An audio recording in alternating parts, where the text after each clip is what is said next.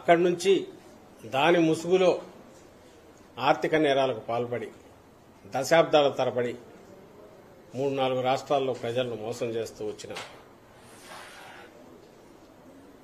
చేస్తూ వచ్చి ఇంకోవైపు సమాజంలో అత్యంత విశ్వసనీయుడైన లేదా ప్రముఖుడుగా జాతీయ స్థాయిలో కూడా పేరు తెచ్చుకుని ఇదే పునాదిగా ఇదే పెట్టుబడిగా ఈ పత్రిక ద్వారా తెచ్చుకున్న పేరే పెట్టుబడిగా ప్రజల సొమ్ముతో ఇంతకాలం ఒక అవినీతి రాజ్య సామ్రాజ్యాన్ని అక్రమ సొమ్ము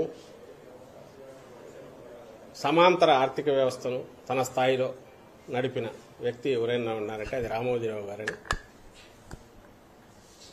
గత దశాబ్దమున్నరగా కోర్టులో పోరాటాలు జరుగుతున్నాయి, కేసులు నడుస్తున్నాయి. వాస్తవాలు ఇవని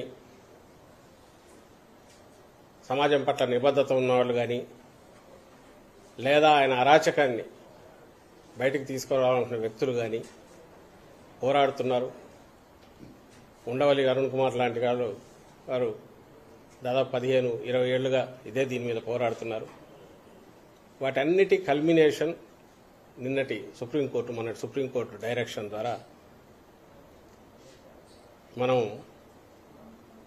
చూస్తున్నాం. దాంట్లో దాని ఇంపార్టెన్స్ ఎందుకు అంతగా ఉందంటే అంతగా మన హౌస్ హోల్డ్ అంటే మన ఇంట్లో ఒక పేరులాగా రామోజీరావు గారు కానీ ఆయన నడుపుతున్న వ్యవస్థలు కానీ మన రాష్ట్రంలో ఉభయ తెలుగు రాష్ట్రాల్లోనూ ఇంకా కొంతవరకు పక్క కర్ణాటక కానీ అక్కడ కూడా కనపడుతుంది.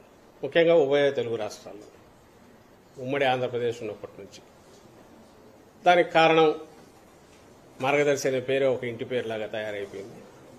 ఆ తర్వాత ఈనాడు గ్రూప్ సంస్థలు వచ్చాక అవి శాసించడం, రాజకీయాలను కూడా శాసించడం మొదలుపెట్టడం ఎన్టీ రామారావు గారి ప్రవేశం తర్వాత రాజకీయ ప్రవేశం, ఆయన ముఖ్యమంత్రి కావడం, దాని తర్వాత మొత్తం అధికారాన్ని తెర వెనక నుండి నడిపించడం కానీ లేకపోతే తమకు నచ్చని వాళ్ళు ఉంటే వాళ్ళను దించేంత వరకు ఎక్కడికైనా పోయేంత వరకు ఓ పత్రికను మీడియాను అడ్డం పెట్టుకుని ఆయన చేస్తున్న ఆగడాలు అవి చూస్తూనే ఉన్నాం.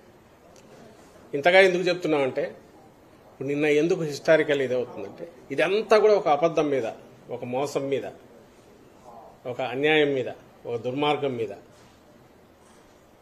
నిర్మించబడిన వ్యవస్థ ఇన్నాళ్ళు. అది ఇప్పుడు బయటికి రాబోతోంది.